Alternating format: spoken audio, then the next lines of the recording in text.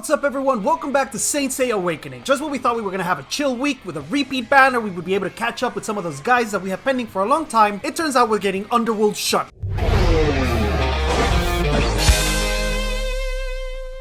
Yep, second new banner in a row, but the good news, before I forget, is that the last 2 days of this banner do coincide with the next cat. The last day you'll be able to pull SHUN is on April 7th, and the cat is landing on April 6th. It's always the first Monday of the month. This means that we should probably not go crazy trying to summon him tomorrow on the first day. If you save your summons or you limit yourself to 10 or 40 a day, you'll have more saved up, you can take full advantage of the cat and then try to get him on that Monday and still have enough time to raise his friendship for the events. Now, because this character is not available here on Global, we're gonna jump on an SEA account. We're gonna be able to check his skills, Cosmo teams, all the usual stuff, and also do a demonstration.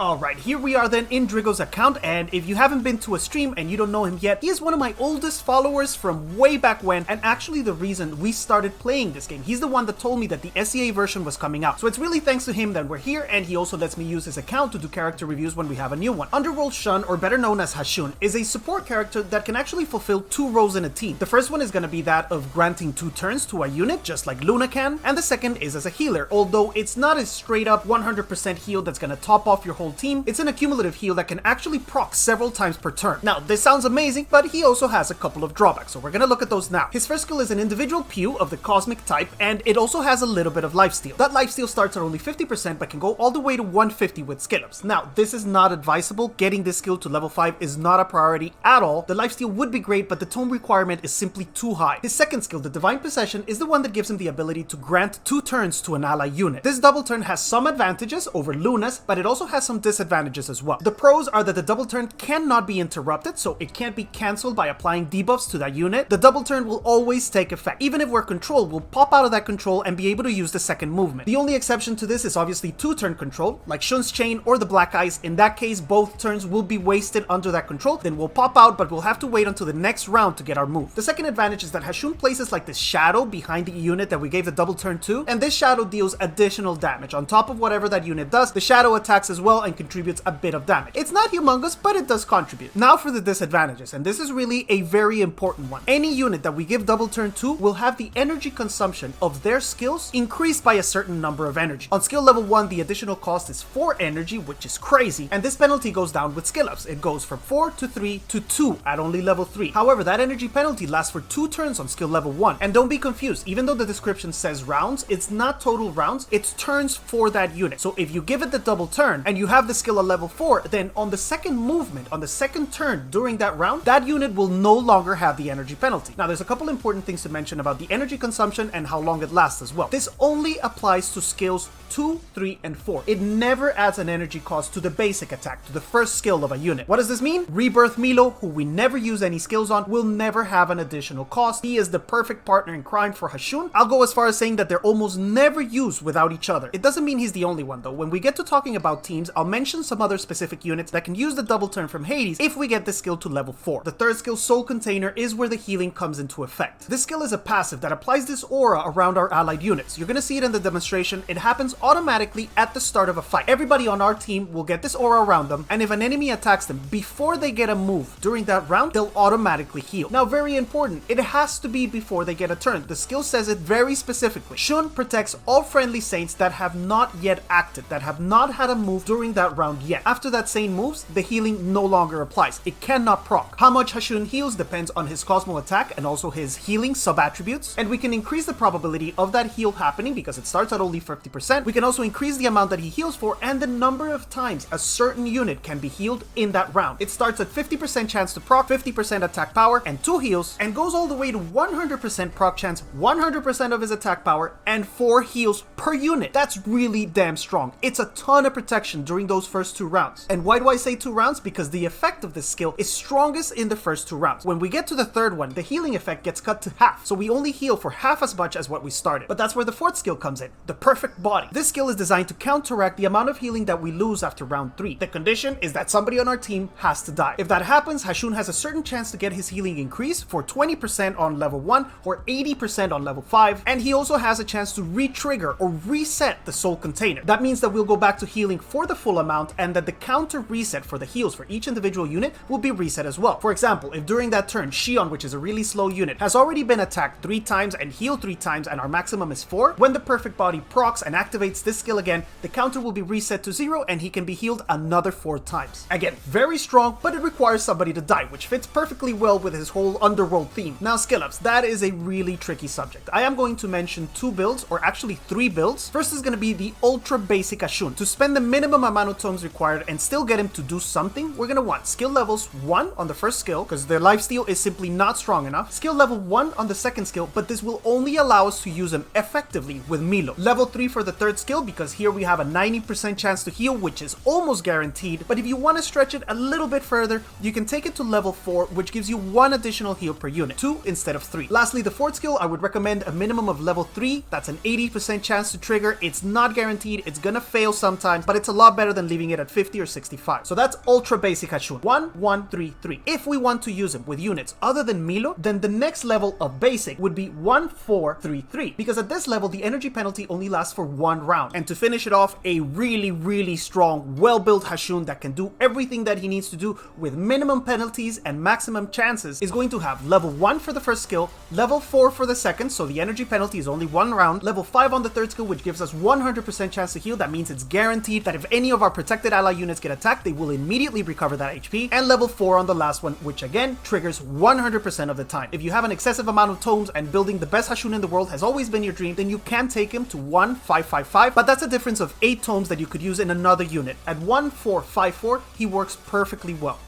Moving on to his 8 cents, it doesn't get any cheaper here. Because he is a support character that depends on his Cosmo attack but also needs to survive, he actually benefits from all areas, and it's even hard to suggest which ones to prioritize if you don't have the resources to open them all up at once. I personally would probably start with Gamma, which gives us Cosmo attack and healing, move on to Beta with HP and status resistance, and then keep farming, and when I have the resources, move on to Alpha with Cosmo attack and HP, and Delta with HP and damage resistance. At the end of the day though, if he's going to be an essential part of your PvP team, especially just like Drigo has it here, you're gonna want everything at 6666.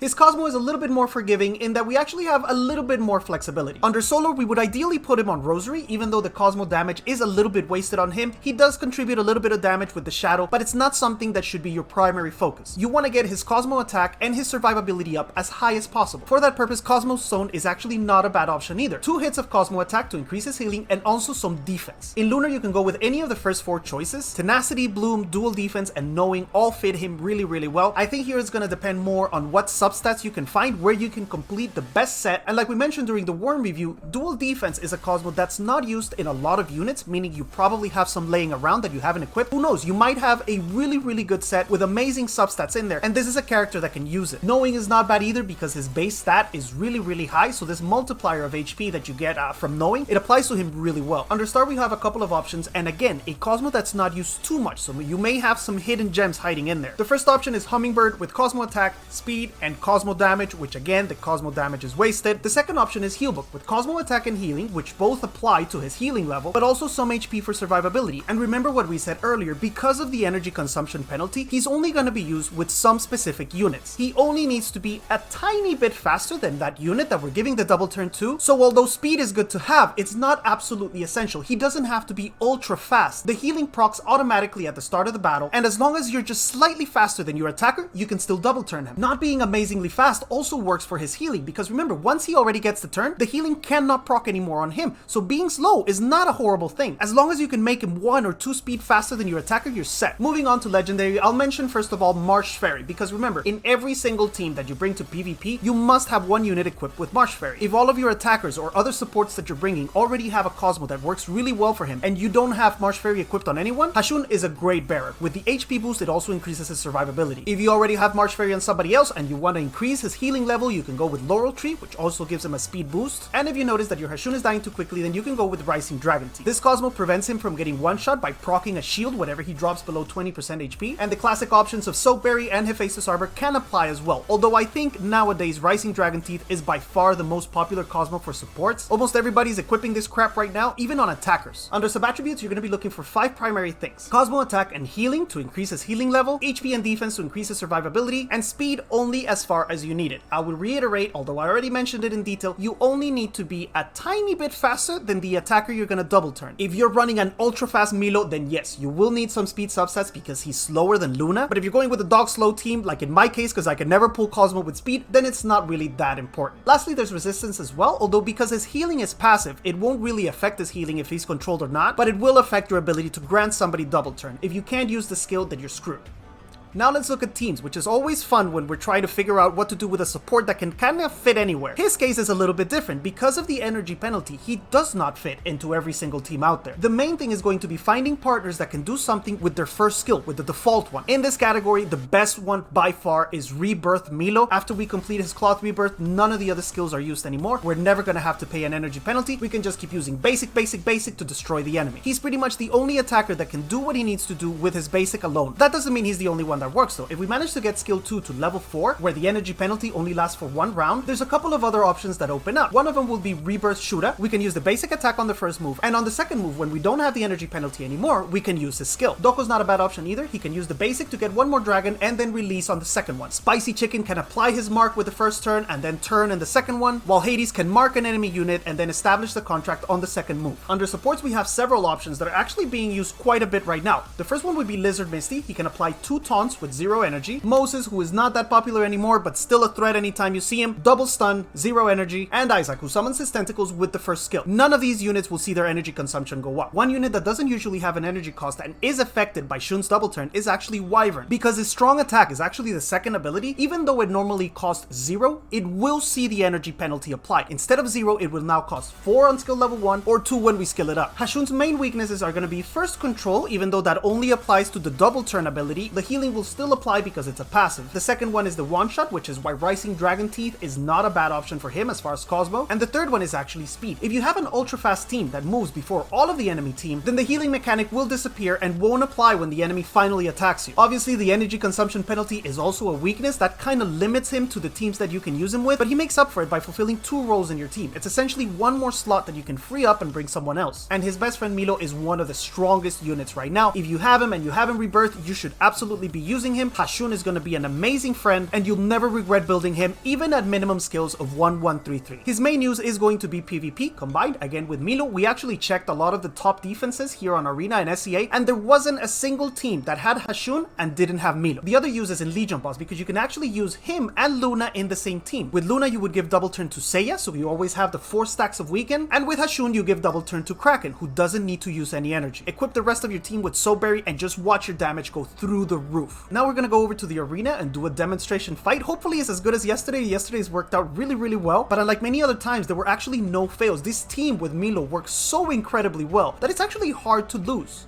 Alright, I looked around for a while, and this is the only team I was able to find that comes close to not having any units that are not available on Global. We're gonna have to deal with a double S Athena, which I actually have no idea what it does. There's also a Cancer, but there's no June. Maybe, just maybe we can pull this off. I'm gonna go ahead and challenge him, and unfortunately he already did his 5 fights, so I don't have a lot of crystals left. There's only 30. Please forgive me for using these 10. I hope I don't mess up this fight. Alright, we're gonna go with a very similar team to what we used yesterday. We're gonna use Junit to protect the massive damage, especially from that Divine Seiya. Data Loss to weaken his attackers, double heal with Raimi and Hashun, Milo, because we're gonna double turn with Hashun obviously, and instead of Shura, we're gonna use Doko today. I'm also gonna go with Ares so we can use it on Cancer.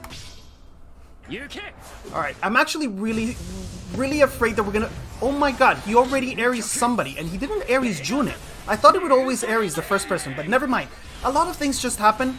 Hashun's healing effect procced automatically at the beginning of the fight. You can see the aura on the characters that either have not had a turn or have not been attacked yet. Because Raimi was attacked by Pegasus and Milo was attacked by Pegasus, all of the healing already procced. All 4 chances of healing already procced and they lost their aura, but they're still full health. Now, it Ares... Who did it Ares? Is that to Milo or Hashun? I actually don't know. Hopefully it's Milo. No. If it's Milo, then that means I can't use Ares. Oh, shoot. Okay, so We just got attacked again. A lot of times. Everybody's kind of losing a lot of HP now, and I'm gonna start stealing a Cosmo attack from this chicken because it's gonna start hurting. Okay, I am also going to tentacle someone and then save 1 energy so we can double turn Milo. I'm going to tentacle somebody that hasn't moved, the same one we did yesterday. We tentacled Cancer. And Drigo has his worm skilled up, which means the tentacle is always going to proc. It's always going to apply. And you saw it right there. My worm is back to full health. My team recovered. Everybody recovered a tiny bit of HP.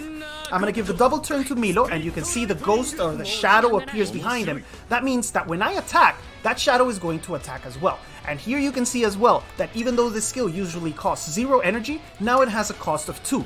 And I can't Aries this freaking Cancer. I don't like that. I am going to try to kill it before enemy units start dying and he gets too strong. There's the damage. Doko joins in on an attack. That's actually really good. And look, because Doko is the only one that hasn't moved yet, he still has the aura. After he moves, he loses that effect. Alright, last move here with to try to get this guy a little bit lower. There's nobody that can save him. There's no healers on the enemy team. And look, start of the round, the effect is back in action. It triggers automatically at the start of the round. We all get our aura back. June loses it because she just moved, but I apply my thing again. The chicken is not hurting so much. I already stole Cosmo once. I kind of want to steal Cosmo from... He has no energy because this stupid Athena used all the energy for her attack. But I'm going to steal from Poseidon this time, I think. Steal from Poseidon. This is going to increase the Cosmo attack on my Hades, and the heal should now heal for more. We tentacle this guy one more time. Now when he moves, he's going to get tentacled twice. Yeah, he does his little summon. The tentacle killed him. Amazing. Double turn to Milo as well. This is going really well. And the double turn cannot be cut by anything. No debuff can cut this double turn. Energy consumption up, I don't care. And Ares ended up not being a problem because Athena is now immortal. Ares ended up not being a problem because we killed Cancer anyway. Kill this guy, and the next round I am going to release. I don't know if this is a Rebirth Dragon. Hopefully it is. I think it is. I don't recognize the skill icon. So hopefully that's a Rebirth Dragon.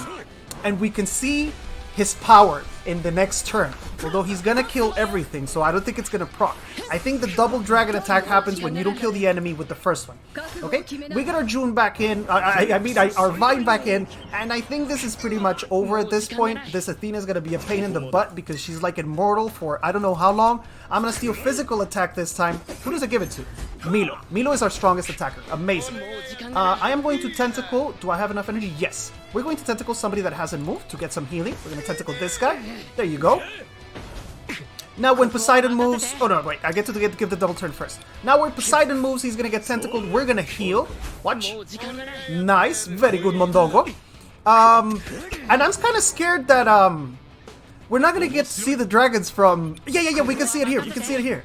We can see it here. What happens if I shoot her and she doesn't die? Do we get to see all the dragons? Oh shit. Let's see it. Let's do it. Let's do it. I think this is the Rebirth one. Because that Athena is not gonna die, he attacks again. Holy shit.